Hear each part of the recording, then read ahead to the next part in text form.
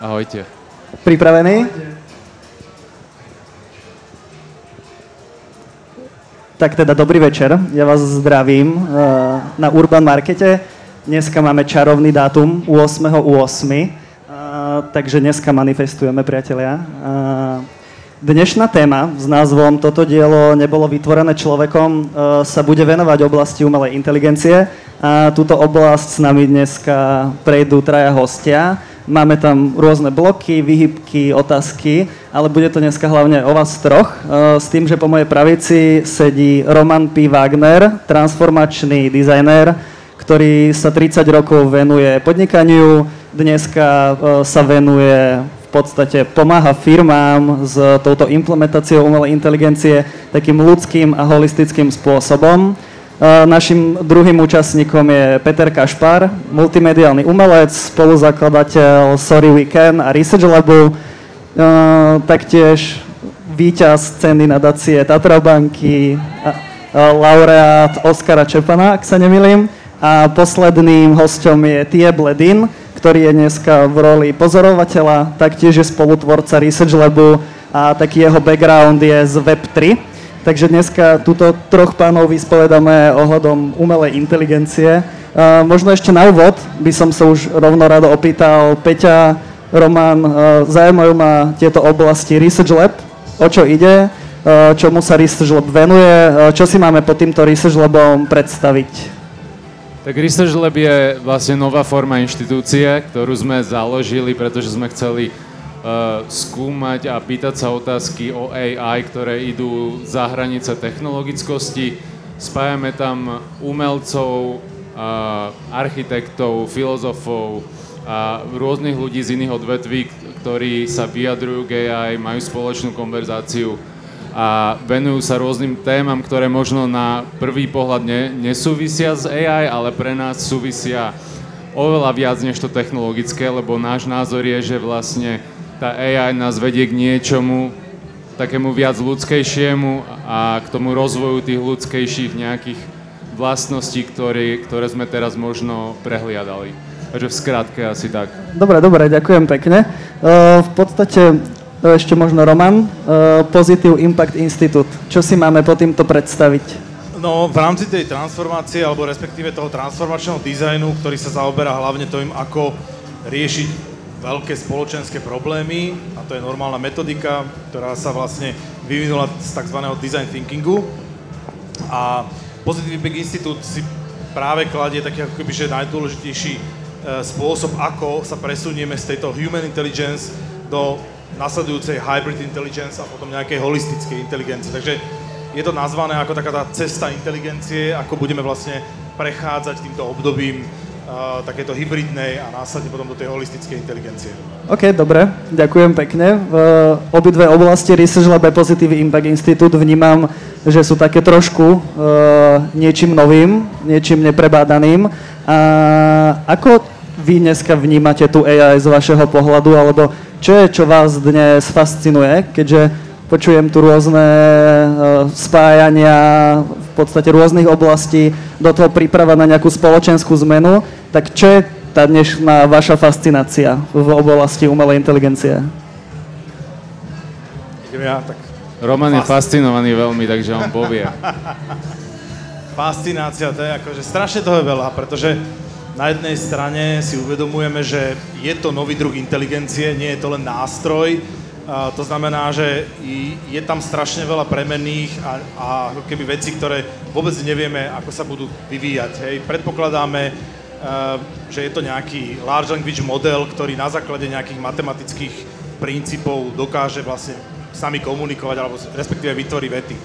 Ale to by sme si mohli povedať aj o ľuďoch, že je to len biologický počítač, ktorý na základe nejakých parametrov sa rozhoduje, či spraví to alebo ono. Takže je tam veľa práve takého, ako keby, by som povedal, za hranicami tej technológie, o ktorej vlastne ako keby žijeme. Takže, ale ja som teraz najviac fascinovaný z tých posledných mesiacov vlastne z modelov a riešení, ktoré nachádzajú naozaj už mimo toho, čo boli ľudia schopní vymysleť. Že naozaj prepadávajú také hranice, či už je to v oblasti lekárstva, alebo teda medicíny, takisto aj v oblasti vedy a fyziky, kde naozaj sa dokážu riešiť už veci, ktoré už človek nedokázal vyriešiť, alebo matematické problémy, ktoré sa nedokázali vyriešiť 60 rokov a tie large language modely, respektíve tie matematické modely ich dokázali vyriešiť. Takže toto je fascinácia, že čo všetko si vieme ešte predstaviť, že tá umelá inteligencia vlastne vyrieši, s čím sme si my ľudia nevedeli poradiť.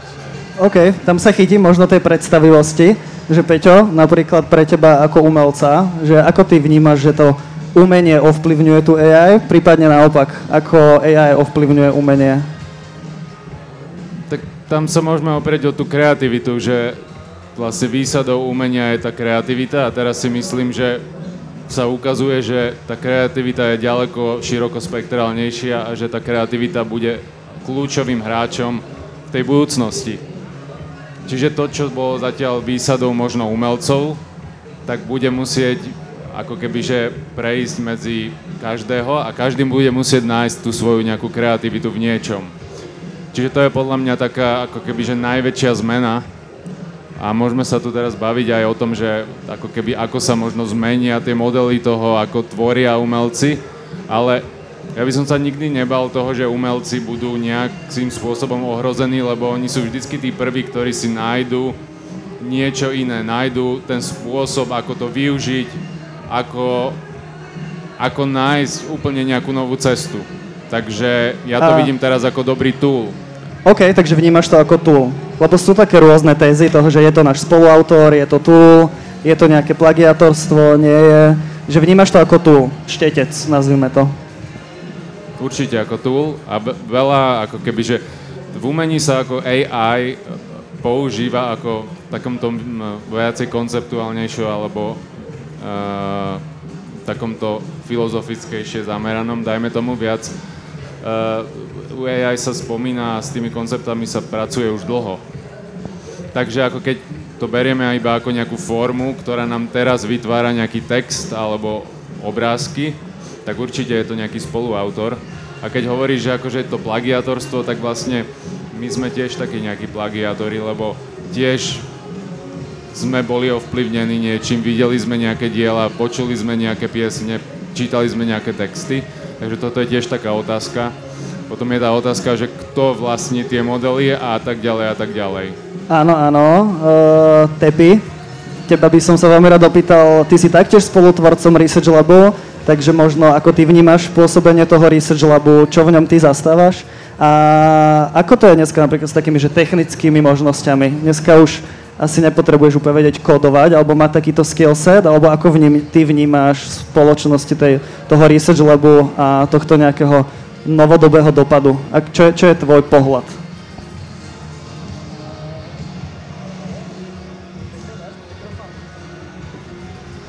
Haló. Dobre. Áno, počujeme sa.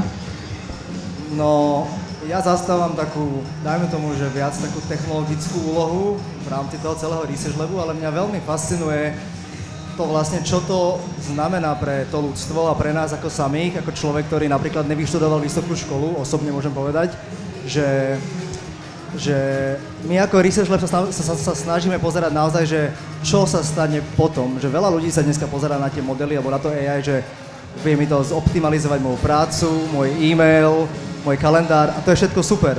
Ale dostávame sa do jedného bodu, alebo všeobecne ako ľudstvo, že nás ako keby ten starý systém už začína nefungovať v istom zmysle, pretože veľa ľudí dneska vyštuduješ vysokú školu a reálne si nevedia nájsť prácu.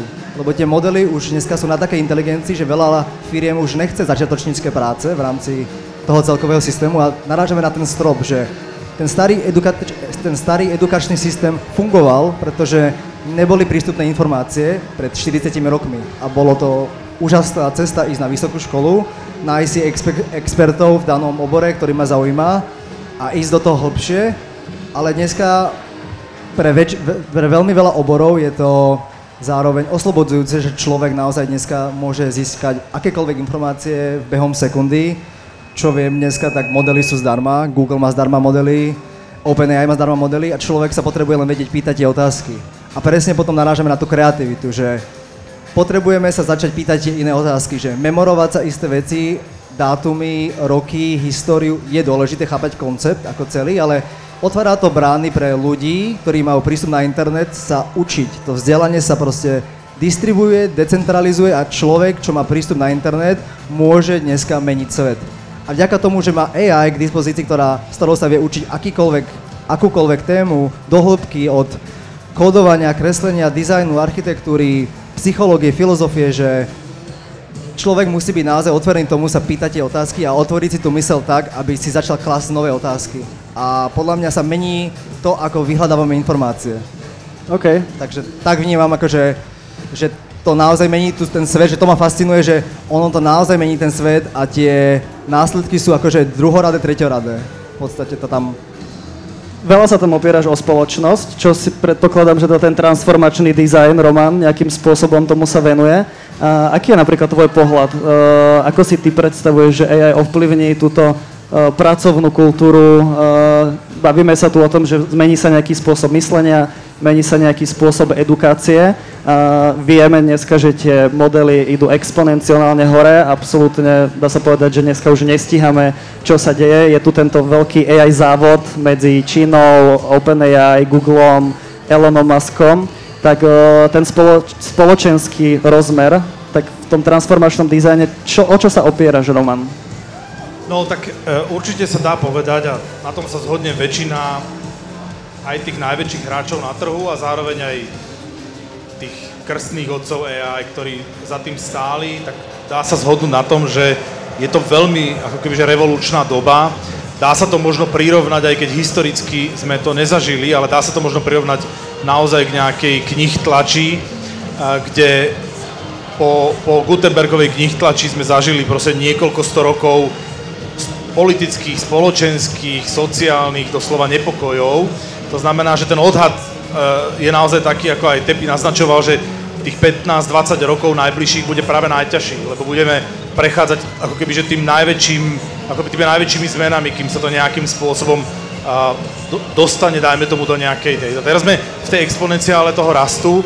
Tá exponenciála, tak ako si naznačil, bude určite rásť v najbližších rokoch veľmi významne, pretože tie investície do tých technológií a zároveň aj trošku taká tá viera, ktorú majú tí veľkí technologickí hráči, že každý problém, ktorý aj vznikne z AI, sa dá vyriešiť práve väčšími investíciami do AI, tak tento samozrejme boostuje a celý ten pretek medzi Amerikou, Čínou, ale aj inými ako India a tak ďalej, tak tento tlačí možno až trošku neprirodzene dopredu, ale na druhej strane to bude tlačiť tú exponenciálu najbližšie roky veľmi dopredu. Ale čo to bude predznamenávať pre prácu, politiku, tak to budú ako keby veľmi výrazné zmeny, hej? A má toto nejaký strop? Má tento rast nejaký strop, že je nejaká linka? Vnímate nejakú linku, kedy to proste zastaví a už není kam rásť? Technologicky alebo akýkoľvek strop? Akýkoľvek, Peťo? Ja si myslím, že tam je skôr taký strop je v nás, že my si nevieme predstaviť, čo môže byť ďalej. Že ten strop je niekde, kam my dovidíme, že kam vieme predikovať, že to tie modely budú robiť, dosiahnu nejakú inteligenciu, ktorú my poznáme ako inteligenciu, lebo zase ako keby, že najväčšia inteligencia, ktorú poznáme, je najinteligentnejší človek, jeden. Čiže keď ono to dosiahne nejakú inteligenciu, tak my si vieme predstaviť iba to. Čiže ten strop je podľa mňa v našej predstavivosti, ale tie modely a vlastne to, kde to môže ísť, my vlastne na to nemáme možno ani teraz pomenovanie. Čiže podľa mňa to je skôr aj tá trošku filozofická otázka. OK. A dneska sú ako na tom tie modely? Aká je tam výška? Dá sa to nejak namerať? No napríklad ten včerajší model GPT-5, ktorý pustilo OpenAI, tak ten už sa vlastne na tých benchmarkoch v podstate hrdí tým, že je to vlastne PhD kamarát vo vašom vačku, vo vašom telefóne. To znamená, že dosahuje PhD úrovne. Hej? Takže presahuje priemernú inteligenciu.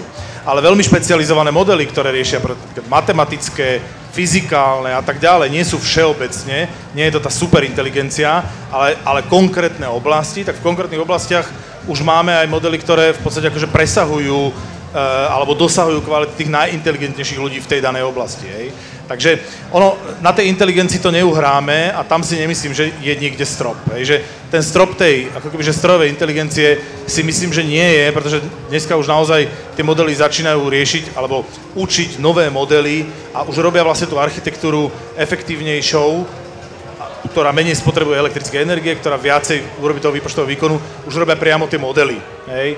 NVIDIA už proste so 40 tisícmi zamestnancami už v podstate väčšina AI agentov navrhuje tie nové GPUčka, nové tieto. Takže technologicky si myslím, že to až taký strop nemá, skôr ten sociálny, to znamená, kam to tí ľudia budú chceť až ako kebyže zahnať, kde si povieme, že kde sú tie hranice, a či si to nepovieme príliš neskoro, aby tie hranice boli ešte udržateľné. Skôr toto sú tie najzásadnejšie akože otázky, ktoré sa riešia. Hej. OK, a kto myslí, že udáva tieto hranice? Ako to je s týmito language modelmi? Vnímate, že dneska je tam nejaká... Lebo je taký akože narratív toho, že je to nejaká demokratizácia nejakého skillsetu, že dneska už nepotrebuješ vysokú školu za $100,000, nepotrebuješ 1000 členný koderský tím, že dneska už naozaj 10 členný tím outperformne 150 členné štúdio bez problémov, čo viem zo skúsenosti. A kde vlastne, že na jednej strane sa tu čelíme nejaké demokratizácii tej inteligencie, čo je táto nejaká doména, sme equal, na druhej strane je tu 5 hráčov, ktorí vlastne udávajú ten smer a je to taký obrovský pretek. Možno som teraz tak trošku odbočil, ale čo si vymyslíte o tomto? Demokratizácia, deje sa to? Je to pre ľudí? Alebo je to skôr vo rukách korporátov? No ja by som nadviazal, že je to taká, my to voláme ako, že v matematike alebo vo financiách to ľudia volajú, že game theory a v podstate si v takej patovej situácii, pretože ty nemôžeš zastaviť napredovať s tou technológiou alebo s tým vývojom, pretože ten kapitalizmus a tá konkurencia v podstate, keď ChatGPT vydá nový model, tak iné firmy potrebujú reagovať na to, že oni vydávajú ďalší model a keď nevydáš ty, vydá niekto iný. To znamená, že potom prichádza Čína, prichádza ďalší, prichádzajú hráči, ktorí nechcú spomaliť a obnáša to samozrejme obrovské riziko. Akože to, že čelíme teraz technológii, ktorá sa sama môže učiť, sama môže v budúcnosti, akože už práve aj teraz robiť nejaké podstatné kroky, ako otvárať web stránky, zakladať účty, obchodovať na finančných burzách, robiť, akože písať komenty, ovplyvňovať nejaký názor, tak to je niečo, čo môže byť akože vysoko problémové, ale my ako ľudstvo si aj uvedomujeme, aj tie firmy, aj tí ľudia, tí hráči si uvedomujú to riziko, ale musia sa hýbať dopredu, pretože keď sa nepohneš ty, tak sa pohne niekto iný. A to je tá game theory toho, že jak to memečko, jak tí Spider-mani na sebe ukazujú, tak nemôžeš, lebo keď ty zastavíš vývoj, tak niekto ho posunie ďalej. Ale aby som sa vrátil k tej demokratizácii, tak v podstate, že cítime, že aj dneska je obrovská taká diera medzi tými najbohatšími a bežnou populáciou a proste je tam obrovský gap a diera, že veľmi málo percento ľudí kontroluje obrovské zdroje, obrovské toky, obrovské financie, obrovské fondy a zároveň je otázka, že či aj tá AI im nepomôže nabrať ešte viac moci a vlastne, či nebude ten gap alebo ten rozdiel medzi tými najbohatšími a najchudobnejšími ešte väčší, vďaka tomu, že pár hráčov naozaj sa hýbe v tom trhu tej AI. Ale čo mňa naozaj fascinuje tiež, sú v podstate ľudia, skupiny ľudí, ktoré vytvárajú tie open source modely. To sú proste modely, ktoré si viete rozbehnúť na vašich počítačoch, na vašich zdrojoch, sú možno 30, 40, 20% slabšie ako tie najväčšie modely, ale sú voľne dostupné pre všetkých, ktoré môže používať ľudia, aj keď nebude internet. To znamená, že si to rozbeháte aj na iPhone. Rozbeháte si vlastnú LLM-ku na telefóne, ktorá vám pomáha s vašimi privátnymi vecami.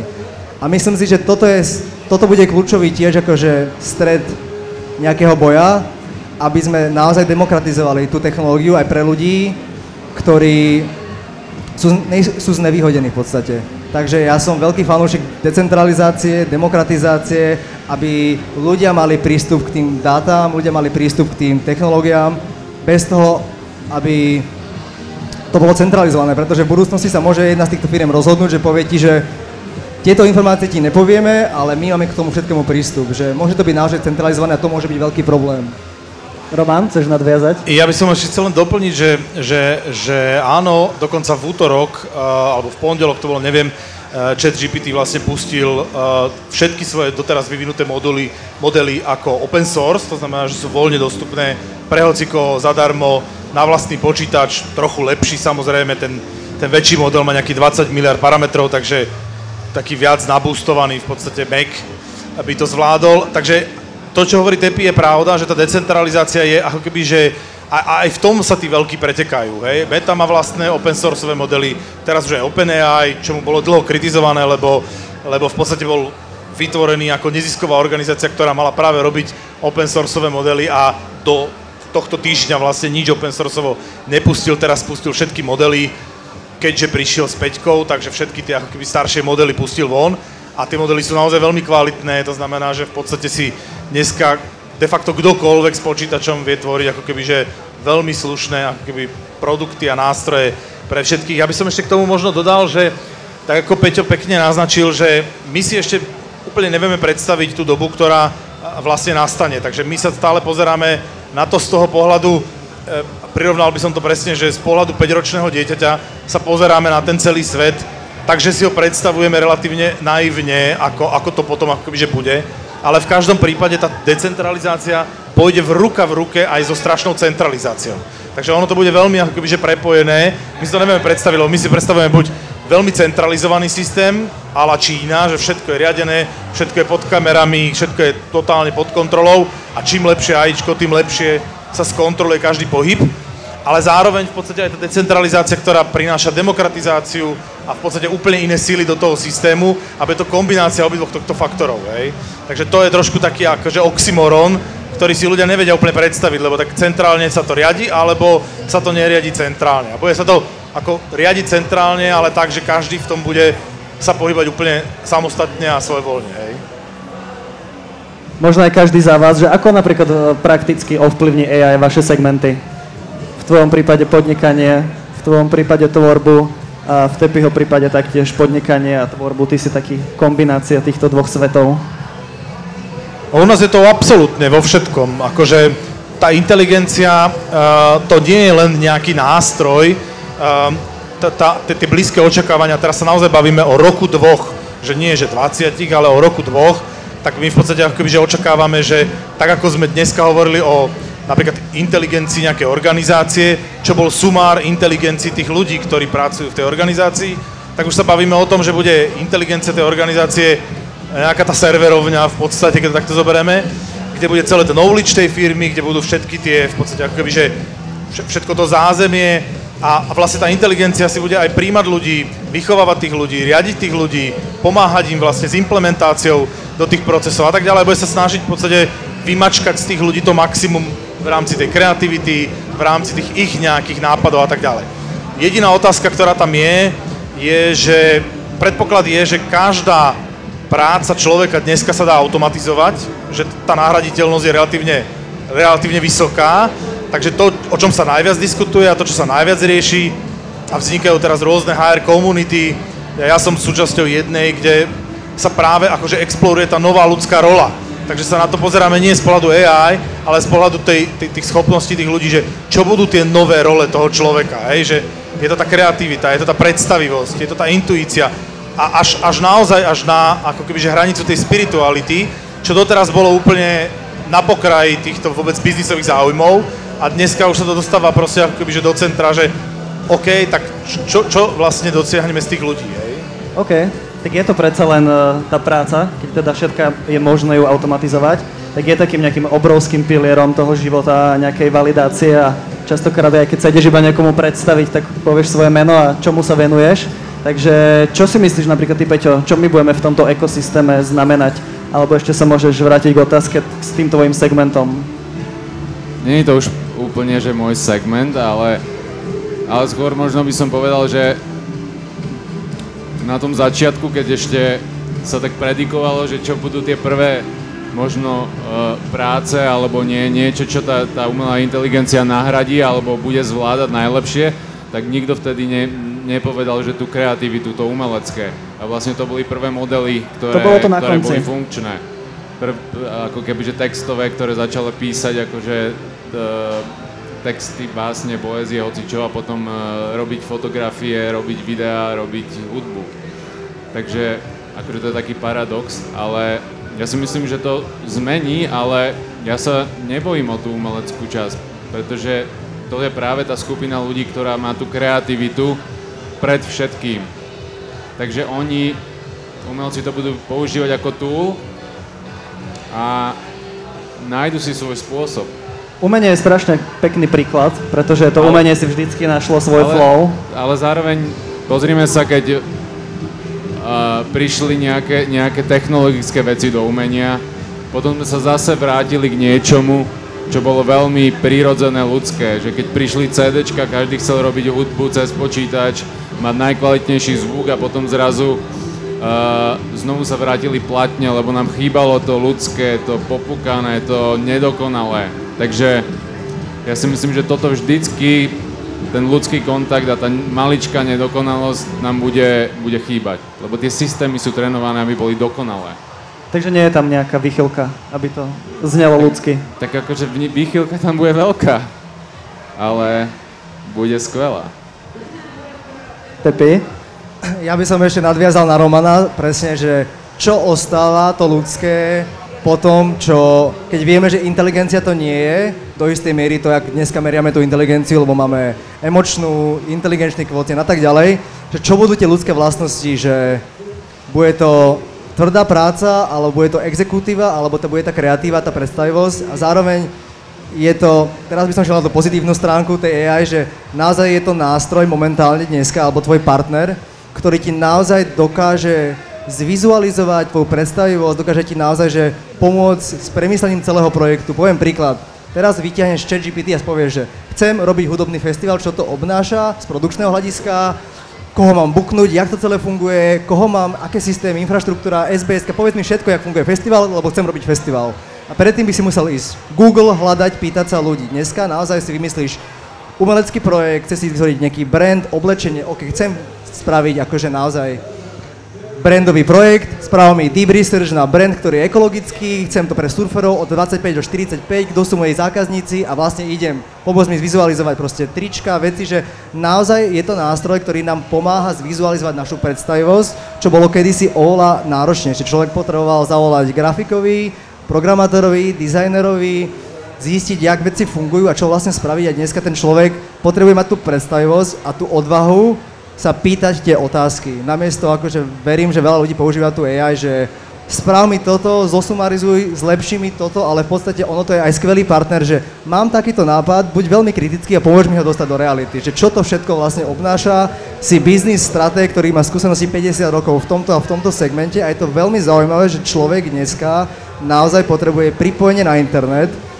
a chuť robiť veci a pýtať sa. A naozaj byť jak to dieťa, ktoré sa pýta, nerozumie, stále je zvedavé, stále sa pýta ťažké otázky, ľahké otázky a prečo to tak funguje a prečo to tak funguje, vysvetlí mi, aké by som mal 7 rokov a tak ďalej. Takže ja si myslím, že na tej druhej strane, že pre ľudí, ktorí chcú a snažia sa, že nebola nikdy lepšia doba, je teraz také malé okno, kým to bude presítené, kedy človek naozaj, že môže tvoriť svojvoľne. A to bolo kedysi veľmi náročné, takže ja si myslím, že tá predstavivosť bude veľmi, veľmi kľúčová do tej doby, kam ideme. OK, takže vyvíjame predstavivosť. Je to nejaký kľúčový aktér asi tejto budúcnosti. Tak potom je tam iba tá otázka, že ako sa venovať tej predstavivosti a možno tomu svojmu vnútru v tejto dobe, ktorá je podľa mňa veľmi overwhelming. Každý deň vychádzajú nové modely. Ten, ktorý už včera bol najlepší, o 3 dní už je najhorší. Ako vlastne nemať tento FOMO moment a že čo je také praktické? Čo je ako človek, ktorý nejakým spôsobom z tohto rozhovoru vníma, že OK, tak tá predstavivosť je ten moment, ktorému sa mám venovať, tak prakticky ako by ste sa napríklad vy tomuto venovali? No, čo sa týka tých modelov, alebo respektíve toho ako kebyže absolútneho presítenia toho hypu, ktorý dneska je v tých aplikáciách a tak ďalej, tak tam samozrejme ja ešte očakávam, že nejakú dobu to určite ako kebyže bude a hlavne tí experti, ktorí sa tomu venujú, tak musia držať ten krok, lebo nemôžu pracovať na niečom, či už sa to implementuje do firmy, alebo sa robí nejaký startup, tak nemôžu pracovať s niečím starým a naozaj tá rýchlosť je veľmi rýchla.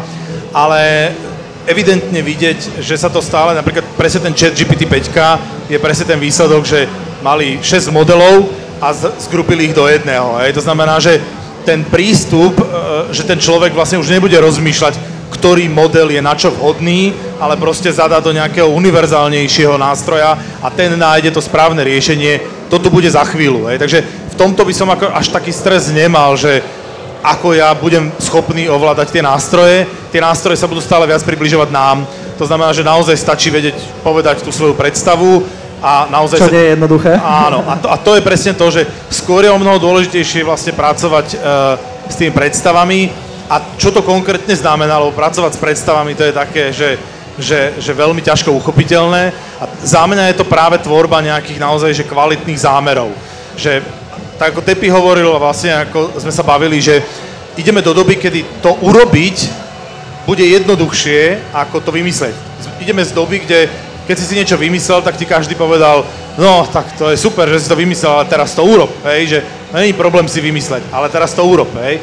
A ideme do doby, kde samozrejme trošku s nadsázkou to treba brať, ale ideme do doby, kde proste bude ťažké niečo naozaj veľmi dobré, veľké, komplexné, zaujímavé, príťažlivé vymysleť, lebo samozrejme, že tým, že bude ľahké urobiť čokoľvek, tak bude miliarda hocičoho, hociakého smetia, hej, tak ako keď sa urobil YouTube, tak to bolo plné toho, keď sa urobil TikTok, tak, hej, takže toho pribudne strašne veľa a keď sa človek nejakým spôsobom prísť niečím poriadnym, tak on. Takže toto je tá práca vlastne s tou tvorbou tých zaujímavých zámerov, hej. OK. A ešte tá práca s tým vnútrom, že tá AI bude veľa odhalovať takú našu, možno nejaké skryté veci, ktoré sme si doteraz nechceli pripustiť. A podľa mňa, čo je dôležité teraz, je tá práca s mozgom a pochopiť, ako ten náš mozog funguje a venovať sa tomu vnútru, kde to teraz bola doba, kedy sme sa vlastne viacej pozerali von. Venovali sme sa práci, majetkom, staraniu sa o našem akože zovňajšku, ale teraz sa myslím, že tá AI nám práve že nás donúti sa pozerať donútra. Pretože ak nám zobere AI nejakú prácu alebo niečo, čo sme si doteraz mysleli, že sme my, tak vlastne zistíme, že to neboli my. Lebo ak napríklad moja podstata je, milujem, ja neviem, písať poéziu alebo niečo a teraz AI bude 1000-krát lepšia, tak mi to nemôže zabrániť niečo, čo ja milujem robiť ďalej. Čiže to možno len ukáže, že som robil niečo iba, aby som robil a tak ďalej a tak ďalej. Čiže ja si myslím, že teraz je tá doba, kedy musíme sa začať venovať svojmu vnútru a tomu well-beingu. OK. Ja ešte by som doplnil len Petra, že my si stále predstavujeme tú prácu tak ako keby, že toto tu vždycky bolo, ale tá práca tu, tak toto vôbec nebolo historicky, hej. A máme minimálne aspoň pár takých vecí, ktoré sú blízko, hej, 100 rokov naspäť, keď naozaj sa ľudia búrili a rozbíjali stroje a trebalo ich chrániť, lebo si mysleli, že tie stroje im zoberú tú prácu a že tí ľudia nebudú mať žiadnu prácu. Takže ja si myslím, že aj tá redefinícia tej práce, lebo to môže byť presne aj tá práca na sebe, na vnútre. A teraz je len skôr otázka vymysleť tú ekonomickú monetizáciu toho celého sociálneho systému, ako bude fungovať. Ale keď tam máte 100-násobne lepšiu inteligenciu, ktorá bude s tým pracovať, tak je vysoký predpoklad, že budeme vedieť vytvoriť nové politické a sociálne systémy, ktoré budú o mnoho kvalitnejšie, ako si my len dneska vieme akože predstaviť. Hej. Takže aj tá práca sa úplne preformátuje a to neznamená, že ľudia nebudú mať čo robiť. Ani pred tisíckami rokov, keď ľudia nemali dokonca ani poľnohospodárstvo, ani nemuseli ráno vstať k nejakým zvieratám, ktoré mali proste asimilované, tak proste žili. Hej.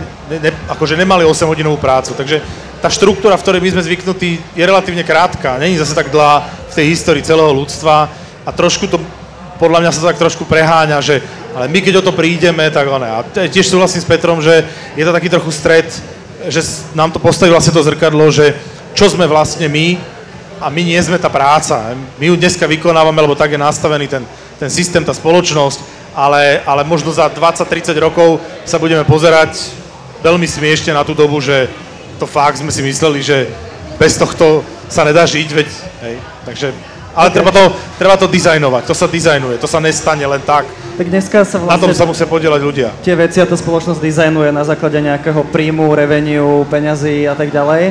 Takže prechádza táto doba do nejakého nového dizajnu. O čo sa tam budeme opierať? Hodnoty? Misia? Nejaký rast? Alebo... Ja by som sa ešte vrátil, čo Peter hovoril. V podstate, že ono to je taký oxymoron a paradox toho, že my ideme do veľmi technologickej doby, kde začína byť všetko automatizované. Typujem, že do 15 rokov tu budú behať roboti a toto všetko sa tu bude diať, jak v sci-fi filmoch 2006. Ale zároveň nás tá technológia presne, že tlačí do tej spirituality a do toho duchovna, že kto som a čo naozaj tu robím a čo by som vlastne robil, keby že mám peniaze a je o mňa postarané a fungujú veci. Pretože presne, ak ty si povedal, že dneska tie systémy fungovali aj tak, že kapitalizmus funguje na tej práci, že moja práca krát produktivita rovná sa kapitál, ale zrazu si taký, že tá práca už nie je, lebo je nahradená tou istou technológiou, čo sme si mysleli, že je práca, tak sa musí zmeniť aj celý ten kapitalistický ekonomický model, že čo vlastne, asi sa nevrátime k barteru, ale čo vlastne je za týmto ekonomickým modelom, lebo si myslím, že kapitalistický model neudrží to, kam ideme. A teraz sme v takom, presne jak si spomínal, že teraz tých 10-15 rokov bude najťažších, pretože tá technológia, aj jak tá tlač, aj jak elektrina, aj jak tretia priemyselná revolúcia, tak áno, že veľa prác sa zredukovalo, ale vzniklo veľmi veľa nových prác. Ale teraz narážame na troška taký iný strop, lebo táto technológia viac ako, si osobne myslím, nemusí to tak byť, viac ako pridáva prácu, tak ona momentálne viac bere práce. A sme ešte v takej tej transformačnej proste zóne, že ešte nevieme, čo s tými ľuďmi, čo momentálne nevedia, alebo boli nahradení s tou prácou, to sa už deje dnes. Lebo tá technológia naozaj viac nahradzuje momentálne. Ona vytvára strašne veľa nových pozícií na mnohých iných frontoch, ale zároveň si myslím osobne, že viac teraz momentálne bere. A sme v takej patovej situácii tej práci. A vlastne tých veľa ľudí, čo nemali nikdy čas sa spýtať tú otázku, že OK, keď nie som moja práca, čo tu vlastne naozaj robím a čo ma naozaj zaujíma a čo je to vlastne byť človekom a čo je to vedomie. A jak som sa to vlastne objavil? Zachádzame do vedomia, to je náročná oblasť. Chceme sa tu zastaviť, alebo pokračujeme? Ale myslím, že Roman má ako keby, že dobre načrtnutú tú budúcnosť a cez ten purpose. Cez ten purpose? No to je niečo, čo sme sa teraz vlastne bavili, že OK, tak nejaké tie veci, ktoré nás dneska šejpujú, vymiznú, ostávajú nám tu nejaké hodnoty, misia, to je nejaký iba môj subjektívny pohľad, ale Roman, ty máš na toto nejaký názor?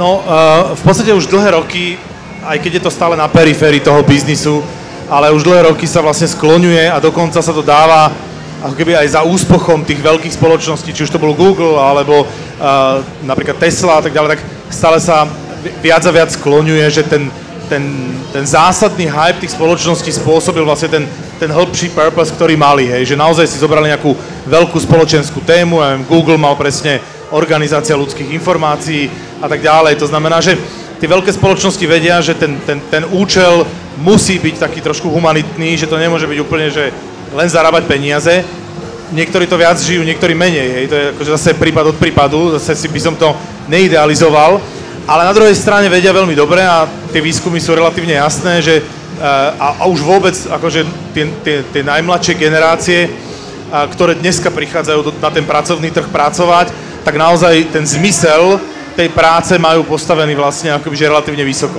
Takže chcú pracovať na veciach, ktoré dávajú väčší zmysel, ktoré majú spoločenský dopad a tak ďalej, tak ďalej. To znamená, že tá budúcnosť tej práce není o tom, že ľudia budú musieť pracovať, aby si zarobili, tak samozrejme, že bude akoby, že vyššia úroveň života, tak samozrejme, že každý bude mať nejaké peniaze, tam sa skloňujú všetky tie základné príjmy a tak ďalej, ale ten hlavný dôvod, prečo budeme pracovať, je preto, že nám to bude dávať zmysel, hej? A že budeme sa v tom akoby, že nejakým spôsobom vidieť. A zároveň táto vlastnosť v podstate napomáha tzv. Stavu flow, čo už proste pre 40 rokov bolo definované ako stav šťastia, a práve v tomto stave flow je človek najviac kreatívny a vymýšľa najinovatívnejšie veci. Takže bude to nejaká taká kombinácia práve tých vecí, že tí, nazvime to podnikatelia, alebo firmy, alebo celé ekosystémy budú dávať ľuďom zmysel a budú im dávať vlastne akoby, že tak akože motivovanú veľmi ako keby, že štruktúru, v ktorej oni nájdu vlastne ten svoj flow, ten pocit šťastia a budú nachádzať tie spôsoby úplne iným kreatívnym spôsobom. Hej. Takže samozrejme to je taká veľmi idealistická, ako keby, že idealistický pohľad na to, ale sa opiera o reálne výsledky a výskumy. Hej. Takže teraz už ide len o to, že kto to takto nejakým spôsobom zrealizuje a dneska už aj tie veľké spoločnosti vedia, že to prijatie tých ľudí, však konec koncov, aj keď pracujú s veľkými akože, objemami peňazí, ale aj to, že či ten ChatGPT má 700 miliónov alebo 1,5 miliardy užívateľov, to je pre nich veľmi dôležité. Hej. To znamená, že aj to prijatie ľudí je veľmi dôležité. Takže ako náhle tí ľudia budú vnímať, že chcú tú budúcnosť, aby vyzerala nejako, tak oni vedia, že zase ten zisk dosiahnu, keď pôjdu za tú budúcnosťou, ktorá bude vyzerať tak, ako väčšina ľudí si to predstavuje. Hej. Takže takto. A má náš input nejakú váhu? Ešte raz? Že či má náš input ako bežných ľudí nejakú váhu v tomto celom? Že je to naozaj tak, že ako my si budeme tvoriť tú realitu a ako my sa budeme správať k tej AI, vieme toto ovplyvniť? Keďže tie modely predsa pracujú s našimi dátami, ak sa nemýlim. Pracujú s našimi dátami, ale to sú ako keby dáta z celého internetu. Ako teraz myslíš, že teraz, keď všetci budú písať pozitívne veci do ChatGPT, či budeme mať lepšiu budúcnosť? Yes. Ako to by bol podľa mňa geniálny celosvetový projekt, ktorý by sme mohli vyskúšať. Tak znie to niečo na také hranici medzi utopiou a nejakým dystopickým scenárom. Myslím, že asi všetci sa prikláňame k nejakej tej utopii, toho ideálneho a že naozaj môžeme vykonávať túto nejakú našu prácu s vnútrom a smerovať sa týmto akoby našim ideálnym svetom, ale tak čaká nás teda minimálne, asi to znie, že týchto 15 rokov bude náročných, tak možno iba tak na záver, lebo vidím, že sa blížime ku koncu, tak čo ja ako človek prakticky hodinu do týždňa môžem robiť preto, aby som v tejto oblasti nejakým spôsobom mal váhu? Tak to, čo... Ja by som ešte chcel pridať, že k tej idei, čo ste hovorili, že či keď budeme písať a pýtať sa pozitívne otázky a tvoriť veľa pozitívneho kontentu, či to bude ovplyvňovať.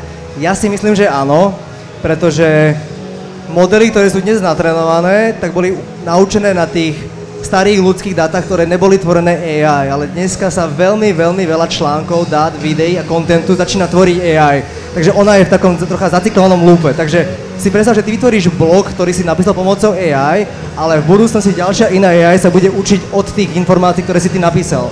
To znamená, že áno, že keď budeme tvoriť pozitívne zámery a posielať akože tie pozitívne myšlienky a nápady a veci a tvoriť, tak tie budúce modely, alebo ktoré sa budú trénovať, sa budú učiť na ďalších dátach. Oni sú síce ne také čisté, keď ich píše človek, lebo boli vytvorené AI, ale myslím si, že všetko ovplyvňuje všetko.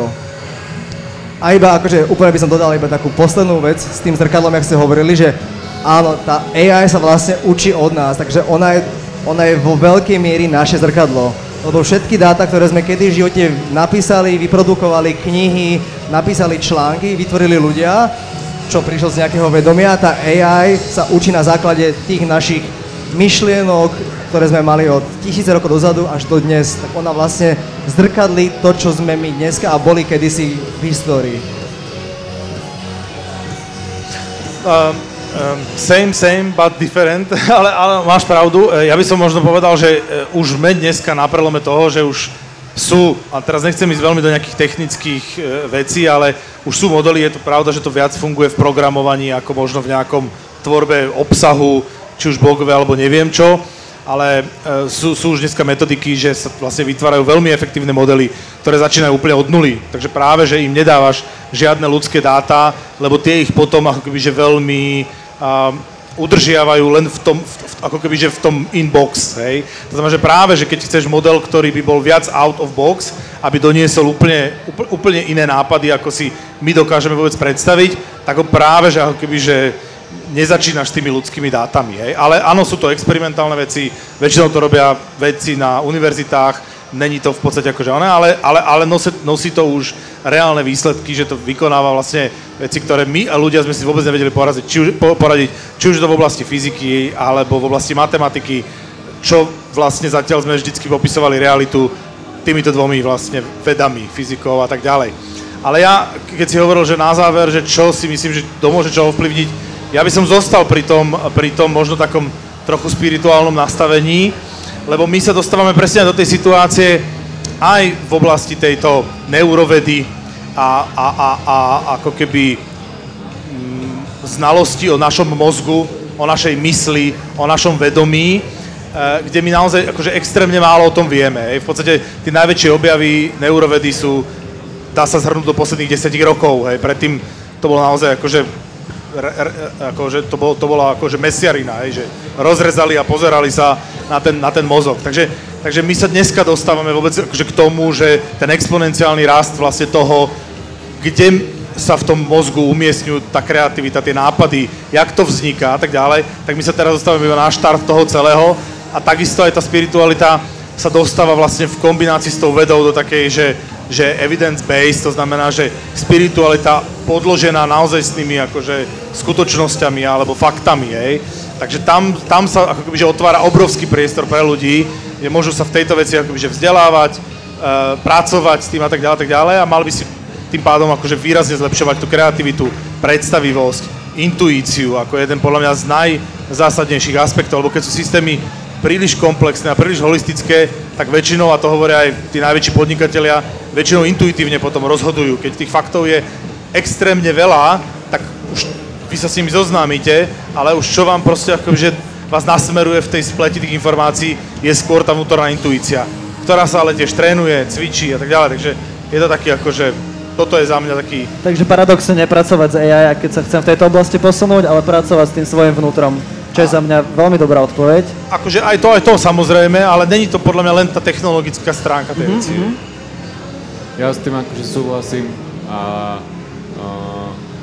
ako podľa mňa ľudia nemusia mať taký ten strach, že dobieha tu AI alebo mať nejaké FOMO z tých modelov, lebo v konečnom dôsledku v istý moment tá AI bude tak intuitívna, že jediné, čo fakt bude naša úloha, bude vedieť, čo chceme urobiť.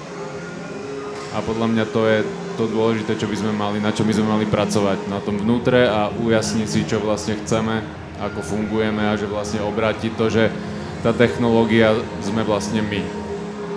OK. Veľmi pekný pohľad. Tepi? Ja úplne súhlasím presne, že ono je veľa strachov alebo vecí, ak sa na to môže pozerať, ale zároveň je to aj veľmi také zaujímavé, až zvláštne, až sa tak tešíš na to obdobie, že my naozaj nevieme, kam spoločne ako ľudia vstupujeme do tej éry a tie zámery a tá intuícia, to je presne to, čo potrebujeme trénovať. To vnútro, meditovať, naozaj nájsť ten stred a naozaj tie zámery, premýšľať nad tým, že čo my naozaj chceme a čo vieme prispieť do toho sveta, že odišiel by som s touto emóciou, že naozaj si treba vytvárať tie krásne predstavy. Nelen krásne, ale všeobecne, že treba pracovať so sebou a so svojím vnútrom, takže to je za mňa. Dobre, chcel by ste ešte na záver niečo odkázať divákom, publiku?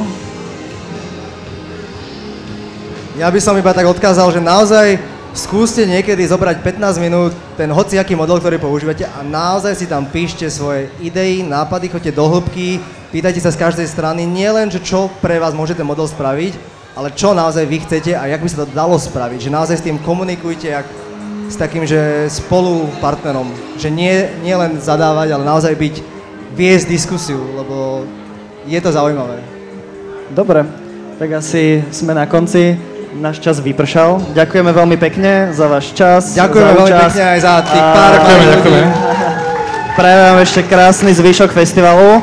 A my sme sa dneska dohodli, že to nebude až tak o publiku, ale ak by boli nejaké otázky, tak ešte sa tu asi budeme chvíľku motkať, tak si dáme radi nejakú mini debatku. Ďakujeme pekne a príjemný festival. Díky. Má niekto nejakú otázku? Keď, tak budem sa prihlásiť a radi ju zodpovieme. Keď nie, krásny festival, krásny večer, veľa zdravia.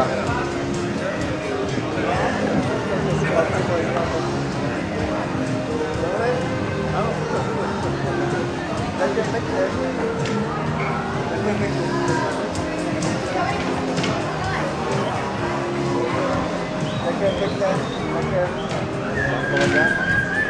pekne.